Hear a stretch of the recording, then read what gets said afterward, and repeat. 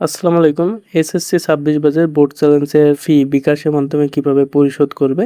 তো বিকাশের মাধ্যমে পরিশোধ করার জন্য তোমাদের হচ্ছে বিকাশ অ্যাপসটি ওপেন করে নিতে হবে। তো আমি বিকাশ অ্যাপসটি ওপেন করে নিচ্ছি।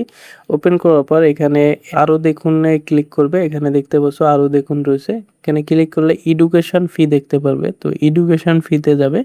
এডুকেশন ফিতে গেলে এখানে নিচের দিকে দেখতে পারবে এসএসসি ২০২৬ এটার উপর ক্লিক করবে।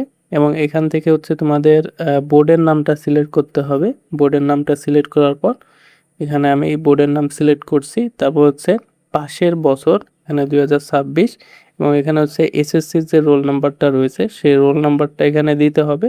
আমি একটা রোল নাম্বার দিয়ে দিচ্ছি তোমাদের দেখানোর জন্য, যদিও এটা আমি আবেদন করে রাখছিলাম, পেমেন্টটা করি নাই।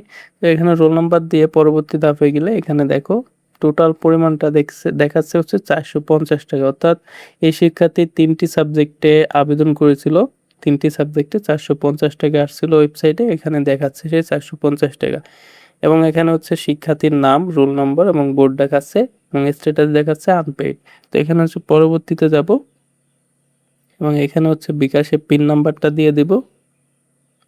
তারপর হচ্ছে এখানে তোমাদের ডিটেলস দেখাবে, রোল নাম্বার, কত টাকা হচ্ছে কাটবে, টোটাল ৪ টাকা ৫০ পয়সা হচ্ছে চার্জ লাগছে এই ৩ সাবজেক্টের জন্য।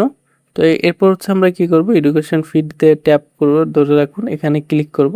ক্লিক করলে হচ্ছে তোমাদের যে ফিটা সেই ফিটা জমা দেওয়া হবে এবং এর পরবর্তীতে তোমরা হচ্ছে ওয়েবসাইটে যাবে। ওয়েবসাইটে গিয়ে হচ্ছে জমা দিনে ক্লিক করলে তোমাদের যে বোর্ড চ্যালেঞ্জের আবেদনটা সেই আবেদনটা সফলভাবে সম্পন্ন হবে।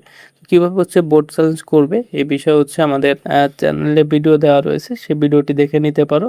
আর যারা হচ্ছে নিজেরা করতে না পারবা তারা আমাদের হেল্প নিতে পারো, আমাদের ডেসক্রিপশন বক্স থেকে হচ্ছে আমাদের হোয়াটসঅ্যাপে যোগাযোগ করতে পারো। তো আজকে ভিডিওটা এখানে শেষ করছি। ভিডিওটি ভালো লাগলে অবশ্যই একটা লাইক দেবে এবং শিক্ষা সংক্রান্ত পরবর্তী আপডেটের জন্য চ্যানেলটি সাবস্ক্রাইব করে রাখবে।